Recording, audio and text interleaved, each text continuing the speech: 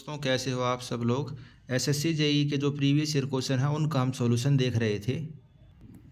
10 अक्टूबर 2023 की जो morning shift है उसका सॉल्यूशन हमने शुरू किया था। हम उसके 10 क्वेश्चन कर चुके थे। आज हम उससे आगे का सॉल्यूशन देखेंगे। दोस्तों इस सॉल्यूशन को करने का हमारा पर्पज़ ये है ताकि आपको ये पता चल सके कि क्वेश्चन में किस क्वेश्चन को पेपर में किस क्वेश्चन को हमें अटैम्प्ट करना है और किसे छोड़ना है, हमारी अप्रोच क्या होनी चाहिए, हमें क्वेश्चन को करते टाइम क्या सोचना होता है और किस तरीके से हम क्वेश्चन को सॉल्व करेंगे। दोस्तों जो चैनल पर आज पहली बार वीडियो देख रहे हैं उनको मैं बता दूं, एसएससी जेईई 2023 में मेरी 8वीं रैंक है और प्री के अंदर मेरे कितने मार्क्स थे। प्री के अंदर 100 में से 74.5 मेरे जनरल इंजीनियरिंग के मेरा अंदर स्कोर था।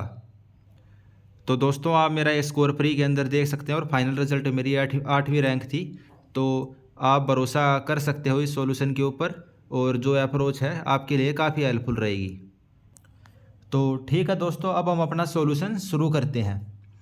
11th number question, the value of average bond stress tau B D depend upon the. तो दोस्तों ये वाला क्वेश्चन डायरेक्ट होने वाला क्वेश्चन था। जो बॉन्ड स्ट्रेस की वैल्यू हम पढ़ते हैं वो किसके ऊपर डिपेंड करेगी, कंक्रीट की स्ट्रेंथ के ऊपर। हम पढ़ते हैं M20 के लिए कितनी होती है, M25 के लिए अलग अलग वैल्यू हम पढ़ते हैं। दोस्तों ये आप देख सकते हो बॉन्ड स्ट्रेस की वैल्यू मैं आपको शो कर रहा हूँ। लिमिट स्टेट मेथड के अंदर M20 ग्रेड के लिए 1.2 होती है, M30 के लिए 1.5 होती है, M40 एंड अबव के लिए 1.9 होती है। और अगर डिफॉर्म बार यानी कि आप ये सरिया यहाँ देख सकते हैं जिसके ऊपर ये लाइनिंग सी बनी होती है, जो डिफॉर्म बार होता है उसके लिए हम इस वैल्यू को 60% इंक्रीज़ कर देते हैं। इसका मतलब क्या हुआ कि जो सरिया है उस सरिया किस प्रकार का, उसको वो बिल्कुल प्लेन है या उसके ऊपर डिफॉर्म है, तो उसके ऊपर भी डिपेंड करेगी।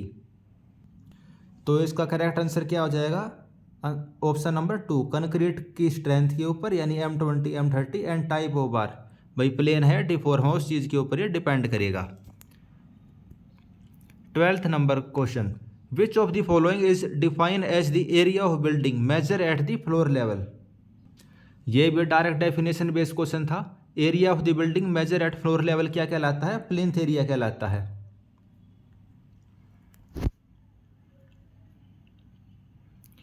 13 number question, there are numerous benefit of irrigation like increase in food production, development of area and social upliftment of the people. One of the harmful effect of irrigation, जो irrigation होती है सिंचाई होती है उससे क्या फ़ायदा होता है, फूड की प्रोडक्शन बढ़ जाती है, डेवलपमेंट हो जाता है एरिया का, लेकिन उसके नुकसान क्या है। ऑप्शन पढ़ेंगे हम। Mosquito breeding and incidence of malaria. अगर इरीगेशन होगी यानी खेत के अंदर हम पानी को सप्लाई कर रहे हैं तो एक जगह पानी होएगा तो उसके अंदर मच्छर पैदा होंगे और उसकी वजह से मलेरिया फैलने का खतरा है। तो बिल्कुल ठीक बात है, ये हार्मफुल इफेक्ट है। तो फर्स्ट ऑप्शन ही इसका करेक्ट हो गया।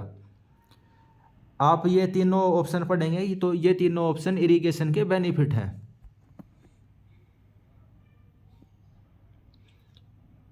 Fourteen number question, a trapezoidal section of depth y, base b and side slope z, find the wetted perimeter of the trapezoidal section. ये वाला क्वेश्चन भी डायरेक्ट होने वाला क्वेश्चन है। एक ट्रेपिजोइडल सेक्शन हमें दिया हुआ है, उसका वेटेड पेरीमीटर बुझा हुआ है। वेटेड पेरीमीटर क्या होता है, जो ये मैं शेडेड कर रहा हूं, ये वाला पेरीमीटर, इसकी बेस की विड्थ b है। वैसे तो ये डायरेक्ट आपको याद होना चाहिए, लेकिन अगर याद नहीं भी था और इसका स्लोप दिया हुआ side slope z,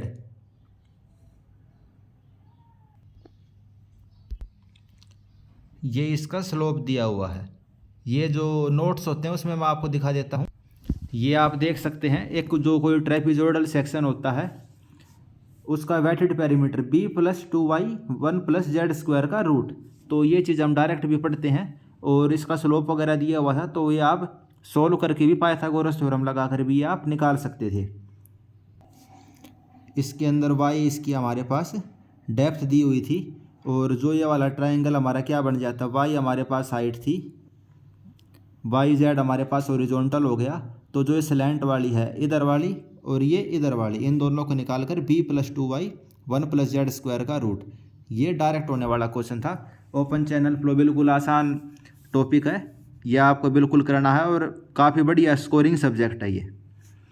15 number question, if the pipe are connected in series then the, अगर कोई पाइप सीरीज में कनेक्टेड है, एक पाइप ये हो गई, दूसरी पाइप ये है, तो क्या होगा, जितना डिस्चार्ज यहाँ से आया उतना ही डिस्चार्ज यहाँ से जाएगा, लेकिन जो हेड है हेड इंक्रीज हो जाएगा। तो पहला ऑप्शन पढ़िए, discharge will be constant and pressure will be high. तो बिल्कुल ठीक बात है, डिस्चार्ज तो कॉन्स्टेंट रहेगा, जितना पानी इधर से गया उतना ही पानी इधर से निकलेगा, लेकिन प्रेशर इंक्रीज हो जाएगा। तो पहला ऑप्शन पढ़ते ही ठीक हो गया। कन्फर्म करने के लिए हम ये तीनों ऑप्शन भी पढ़ सकते हैं। डिस्चार्ज लो होगा गलत, डिस्चार्ज हाई होगा गलत, डिस्चार्ज कॉन्स्टेंट होगा ठीक है, लेकिन प्रेशर लो नहीं, प्रेशर इंक्रीज करेगा। तो अगर सही आंसर आपको पता चल गया ये ऑप्शन पढ़ने के बाद, फिर भी आप इन तीनों ऑप्शन को एलिमिनेट करना है आपको, जो बचे हुए हैं उससे आपके नेगेटिव मार्किंग बिल्कुल भी नहीं होगी। 16 नंबर क्वेश्चन, इस क्वेश्चन को हम पढ़ते हैं। Dash is the correct formula to determine the elevation difference between the 2 point on the ground using a total station. Vertical distance दिया हुआ है और इंस्ट्रूमेंट की हाइट एंड रिफ्लेक्टर की हाइट। तो दोस्तों टोटल स्टेशन वगैरह जो होता है इसके हम एक्सपेरिमेंट करते हैं बीटेक के दौरान, डिप्लोमा में भी शायद टोटल स्टेशन चलाना सिखाते हैं। तो लेकिन इसको हम पढ़ा ही नहीं, जो हम पढ़ते हैं एसएससी जेईई के लिए, तो इसको हम वैसे पढ़ा ही नहीं करते इसकी। तो इस वाले क्वेश्चन को अगर आपने पढ़ा हुआ है तो ये आप अटैम्प्ट कर सकते हैं। इसका सही आंसर ये होगा, जो एलिवेशन डिफरेंस है 2 पॉइंट के बीच में, 1 और 2 पॉइंट के बीच में जो एलिवेशन डिफरेंस है वो किसके बराबर होगा, VD vertical difference plus height of instrument minus reflector height के बराबर होगा। इसको आप ऐसे अब याद करके रख सकते हैं, लेकिन नॉर्मली हम थियोडोलाइड टोटल स्टेशन हमारे एसएससी जेईई के सिलेबस में है नहीं। ये पहला ही क्वेश्चन है, प्रीवियस ईयर में आज से पहले इस टाइप का कोई क्वेश्चन नहीं पूछा हुआ है। इसको आप छोड़ सकते थे क्योंकि बिल्कुल नया क्वेश्चन था ये। 17 नंबर क्वेश्चन, इस क्वेश्चन के अंदर हमें डिफरेंट टाइप ऑफ कनाल्स दिए हुए हैं, ridge canal, contour canal and side slope canal. तो बिल्कुल प्रीवियस ईयर का ही क्वेश्चन है, पहले भी इस टाइप के क्वेश्चन 2-3 बार आ चुके हैं। तो ए ऑप्शन पढ़ते हैं, रिज कनाल। रिज कनाल क्या होता है, जो वाटर साइड के अलोंग होता है। रिज यानी कि कोई पहाड़ी है ऐसे, तो इस पहाड़ी के जो सबसे ऊपर वाले पॉइंट है, टॉप पॉइंट, यहाँ से कोई कनाल जाएगा तो उसको रिज कनाल या वाटर शेड कनाल कहेंगे। इसका फ़ायदा क्या है, इस पहाड़ी के सबसे ऊपर वाले पॉइंट पे तो पानी इधर भी पहुँचा देगा और पानी इधर भी पहुँचा देगा। इस टाइप के कनाल का हमारे को ये फ़ायदा होता है। सेकंड ऑप्शन पढ़ते हैं, कंटूर कनाल। कंटूर कनाल जो होता है, जो कंटूर्स के पैरेलल चलता है। अब कोई कनाल कंटूर्स के पैरेलल चलेगा, जैसे कि ये 100 मीटर का कंटूर है, ये 90 मीटर का कंटूर है, ये 80 मीटर का कंटूर है। अगर कोई नदी या नहर 90 मीटर के पैरेलल चल रहा है तो 100 मीटर तक तो पानी पहुंचा नहीं पाएगा, वो पानी केवल 80 मीटर तक ही पहुंचा पाएगा। तो कंटूर कनाल केवल एक साइड ही पानी पहुंचा पाता है। तो बी का थर्ड ऑप्शन। और साइड स्लोप कनाल क्या होता है, साइड स्लोप कनाल वो होता है जो इनके जो कंटूर्स होते हैं, इन कंटूर्स के राइट एंगल पे होता है। ये हमारा साइड स्लोप कनाल्स यानी कंटूर के राइट एंगल पे सिचुएटेड है, 90 डिग्री के एंगल पे। तो ये इस साइड भी पानी पहुंचा सकता है, इस साइड भी पानी पहुंचा सकता है, इसका ये फायदा होता है। तो ये इजी क्वेश्चन था, प्रीवियस ईयर का ही क्वेश्चन है ये। 18 नंबर क्वेश्चन देखते हैं। Consider the width of road 7.2 meter and the pedestrian width speed of 1.2 meter पर सेकेंड। कोई रोड है, उस रोड की विड्थ हमें दी हुई है 7.2 मीटर और पेडेस्ट्रियन स्पीड यानी कि कोई आदमी है, उसको इस रोड को पार करना है, उसको यहाँ से इधर पहुँचना है उस आदमी को। Find the green time of the pedestrian, consider the initial walk time है 7 सेकेंड। इस आदमी को इधर से इस रोड के एक पॉइंट से दूसरे पॉइंट पे जाना है, इनिशियल वॉक टाइम 7 सेकेंड है, तो हमें ग्रीन टाइम बताना है। ट्रैफिक इंजीनियरिंग के अंदर इस टाइप का प्रीवियस ईयर क्वेश्चन पहली बार आया है। ये प्रीवियस ईयर क्वेश्चन में इस टाइप का क्वेश्चन आज से पहले कभी नहीं आया था, लेकिन फिर भी थोड़ा बहुत हम ट्रैफिक इंजीनियरिंग का पढ़ते हैं। इस क्वेश्चन को आप चाहे तो छोड़ भी सकते थे क्योंकि ये पहली बार आया है, प्रीवियस ईयर क्वेश्चन का क्वेश्चन नहीं था ये। तो दोस्तों जो ट्रैफिक सिग्नल को हम डिज़ाइन करते हैं उसके 4 मेथड होते हैं, trial method, approximate, Webster and IRC. वैसे अगर आप किसी टीचर से पढ़ते हैं, आपने यूट्यूब पे पढ़ा होगा, मैंने यूट्यूब पे ये पढ़े हुए थे ये चारों मेथड, लेकिन प्रीवियस ईयर क्वेश्चन में इनके क्वेश्चन नहीं थे तो मैंने प्रैक्टिस नहीं की हुई थी इनकी, तो पेपर में आता तो शायद इसको मैं भी नहीं कर पाता। ये अप्रोक्सीमेट मेथड का क्वेश्चन था, आप फॉर्मूला देख सकते हैं। इनिशियल एस्टिमेशन हमें 7 सेकंड लेना होता है plus width of road divide by 1.2, तो 1.2 मीटर पर सेकंड की स्पीड क्वेश्चन के अंदर इसने खुद से दी हुई थी और इनिशियल टाइम भी दिया हुआ था, बस हमें विड्थ ऑफ रोड डालनी थी इसके अंदर। अब इसके अंदर हम वो फॉर्मूला लिखेंगे तो क्या होगा, 7 सेकंड तो इनिशियल अप्रोक्सीमेशन था, रोड की विड्थ कितनी है 7.2 मीटर और पेडेस्ट्रियल की स्पीड है 1.2, 12 6 जा 72, 7 + 6 13। अगर किसी को ये फॉर्मूला पता था तो वो इस क्वेश्चन को इजीली कर सकता था, तो 13 सेकंड आंसर। लेकिन प्रीवियस ईयर क्वेश्चन में ये कभी आया नहीं, तो बहुत चांस है कि इस टाइप का क्वेश्चन आपने नहीं किया होगा। लेकिन अब ये एक बार आ चुका है पेपर में, तो आपको ये चारों मेथड बिल्कुल आने चाहिए, आपको ये करके जाने पड़ेंगे।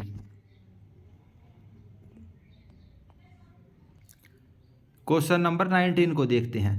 An isolated footing of RCC is supporting A pedestal, the critical section for the bending movement should be chosen at. तो दोस्तों ये तो बिल्कुल डायरेक्ट क्वेश्चन था।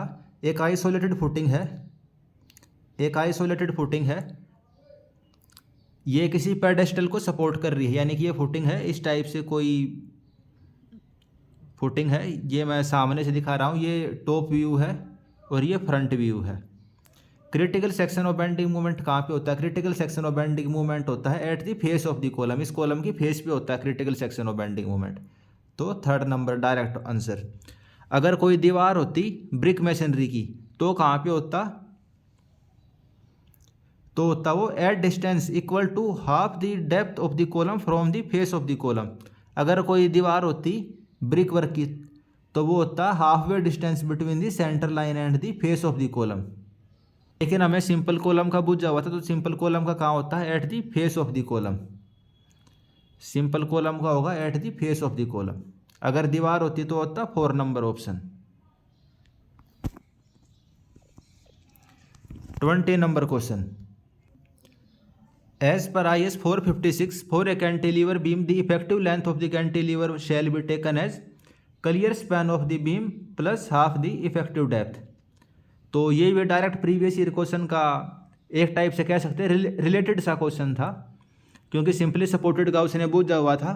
और जब आप सॉल्यूशन करते हो प्रीवियस ईयर क्वेश्चंस की, जैसे IS मास्टर की बुक है या मेड-इजी की बुक है, तो उसके अंदर सॉल्यूशन दिए होते हैं, तो उसके अंदर कैंटिलीवर का भी बिल्कुल मेंशन है, तो इसको हम प्रीवियस ईयर क्वेश्चन टाइप का ही कहेंगे। और वैसे भी आसान ही था ये, clear span of the beam plus half the effective depth लेते हैं कैंटिलीवर के लिए।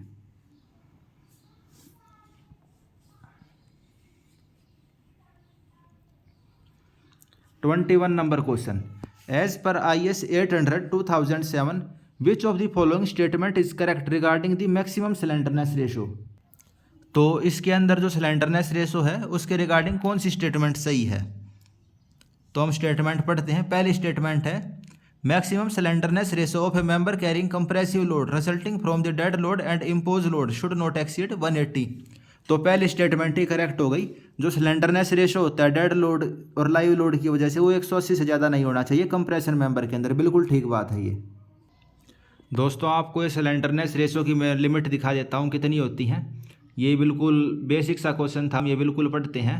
Maximum value of the slenderness ratio member carrying the compressive load resulting from the dead load and impose load, तो कितना होता है 180 डिग्री। फर्स्ट ऑप्शन यही था। अगर कोई टेंशन मेंबर है और उसके ऊपर भी डेड लोड और लाइव लोड आ रहा है तो उसके लिए भी वो 180 होगा। और जो दूसरे टाइप के मेंबर हैं उनके लिए भी आप देख सकते हैं पॉज करके इसको। तो दोस्तों इसको हम इजी वाला ही क्वेश्चन कहेंगे, डायरेक्ट क्वेश्चन था जो हम पढ़ते हैं उसके बेस पे। और ये तो प्रीवियस हर बार के पेपर में ये एक ना एक क्वेश्चन तो इसका 100% आएगा। 22 number question. During construction light weight aerated concrete block are mostly use for. तो क्या कह रहे हैं, लाइट वेट के हल्के वजन वाले एरिएटेड कंक्रीट ब्लॉक, यानी कि कोई कंक्रीट का ब्लॉक है उसके अंदर एयर के बबल हैं, तभी तो उसका वजन कम हो गया क्योंकि इसके अंदर एयर के बबल हैं। तो इसका इस्तेमाल हम कहाँ पे करेंगे, पार्टीशन वॉल के अंदर। 1 नंबर ऑप्शन, क्योंकि हल्के होते हैं ये। और पार्टीशन वॉल को कोई डायरेक्ट लोड नहीं लेना होता, बस हमें रूम को डिवाइड करना, जैसे इस रूम को हमें 2 हिस्सों में डिवाइड करना, तो यहाँ एक दीवार बना देते हैं, हल्के वजन की होनी चाहिए ताकि स्ट्रक्चर के ऊपर ज़्यादा लोड ना आए। तो इनका इस्तेमाल हम पार्टीशन वॉल में करेंगे।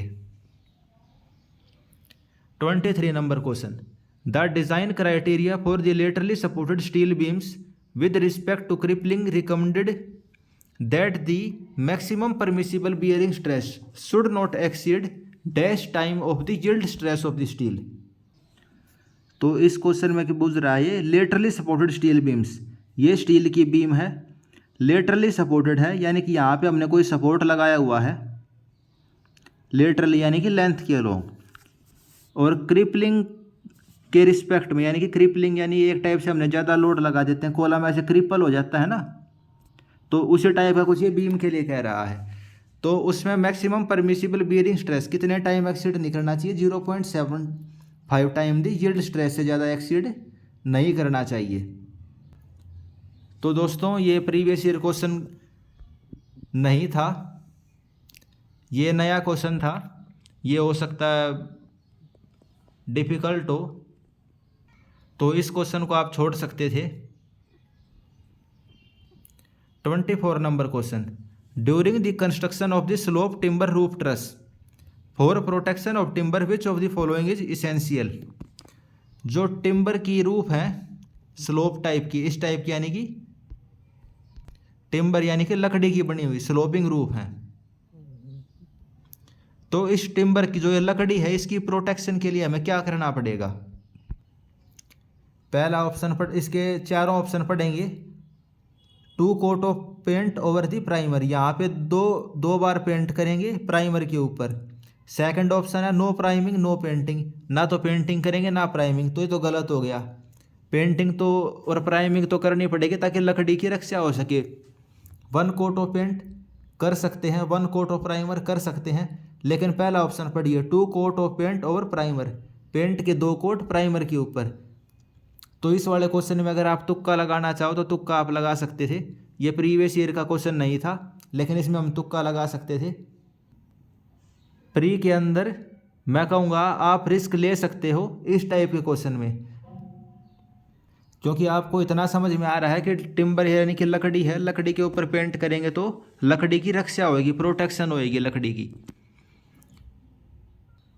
और पहले नंबर वाला ऑप्शन क्या कहता है, पेंट भी कर दो प्राइमर भी कर दो तो बहुत ज़्यादा प्रोटेक्टेड हो जाएगी, तो पहले वाले को आप टिक कर सकते थे और यहीं इसका करेक्ट आंसर था 2 coat of paint over the primer. 25 number question, as per IS 2386 the aggregate crushing value shall not exceed dash time for the concrete for bearing structure such as the runway roadway and pavement. तो दोस्तों ये direct question था। Aggregate crush value जो होती है runway road और pavement type के surface के लिए 30% से ज़्यादा एक्सीड नहीं करनी चाहिए, और अगर हम घर वगैरह में बिल्डिंग के लिए एग्रीगेट का यूज़ कर रहे हैं तो वो 50% से ज़्यादा एक्सीड नहीं करनी चाहिए। तो दोस्तों एग्रीगेट क्रश वैल्यू टेस्ट आप देख सकते हैं, 12.5 mm की सीयू से पास होने वाले और 10 mm की सीयू पे रुक जाने वाले एग्रीगेट हम लेते हैं और उनके ऊपर लोड लगाते हैं, और जो पेवमेंट कंस्ट्रक्शन होती है आप लास्ट लाइन देखिए, तो उसके अंदर क्रशिंग वैल्यू 30% से ज़्यादा नहीं होनी चाहिए। और अदर टाइप ऑफ कंस्ट्रक्शन जैसे हम घर वगैरह में एग्रीगेट का यूज़ कर रहे हैं तो इसकी वैल्यू 45% से ज़्यादा नहीं होनी चाहिए। तो ये हम रूटीन में पढ़ते हैं, ये होने वाला क्वेश्चन था, ये मैं ठीक कर देता हूँ। अदर टाइप ऑफ कंस्ट्रक्शन में 45% और रोड कंस्ट्रक्शन में 30%।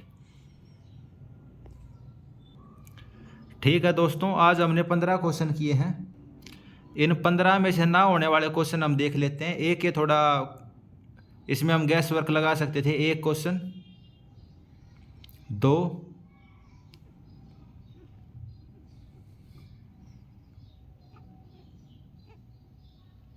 3 नंबर क्वेश्चन, 4,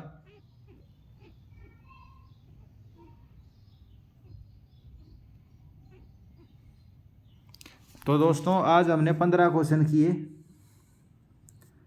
इन 15 में से 4 क्वेश्चन डिफ़िकल्ट थे, यानी अगर आपके इन 15 में से 11 या फिर 11 से ज़्यादा नंबर आ रखे हैं तो आपकी तैयारी बढ़िया है। अगर आपके 11 से कम मार्क्स हैं, आज जो हमने 15 क्वेश्चन किए, तो आपको निराश होने की कोई ज़रूरत नहीं है। अभी एग्ज़ाम होने में 3-4 महीने का टाइम है। आप प्रीवियस ईयर क्वेश्चन को 3 से 4 बार कर दीजिए। उन क्वेश्चन के पैटर्न को समझने का कोशिश करिए कि एग्जामिनर एग्ज़ाम में किस टाइप के क्वेश्चन पूछना चाहता है, क्या अप्रोच रहनी चाहिए। अपनी वीडियो के अंदर भी हम उस अप्रोच को देखने की कोशिश कर रहे हैं कि एग्ज़ाम के अंदर हमारी क्या अप्रोच हो। और हमें पेपर में बस इन 15 में से जैसे 11 क्वेश्चन आज मैंने आपको बताए, इनको आइडेंटिफाई करना है। 3-4 क्वेश्चन तो डिफ़िकल्ट आएंगे, बस आपको अपने माइंड को इस तरीके से प्रिपेयर करके रखना है कि जो 3-4 क्वेश्चन डिफ़िकल्ट आएंगे उनको हम छोड़ सकते हैं। और 3-4 भी मैंने जैसे आज बताया आपको, 1-2 में आप गैस वर्क ले सकते हो क्योंकि इसमें नेगेटिव मार्किंग 0.25 है। ज़्यादा वो नहीं लेनी है आपको। जो बिल्कुल ही नया क्वेश्चन है उसमें तो बिल्कुल नहीं लेनी है गैस वर्क, लेकिन कुछ क्वेश्चन में आप गैस वर्क भी ले सकते हो।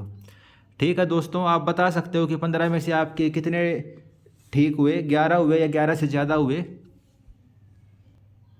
और जो इसका सॉल्यूशन हम ऐसे ही बिल्कुल चैनल पर देखते रहेंगे। आप चैनल को सब्सक्राइब कर लीजिए। और जो आपके फ्रेंड हैं जो इंजीनियरिंग एग्ज़ाम की तैयारी कर रहे हैं, चाहे एसएससी जेईई हो या स्टेट जेईई के या असिस्टेंट इंजीनियर के एग्ज़ाम है, सभी के लिए आपके लिए हेल्पफुल रहने वाला है। Thank you friends.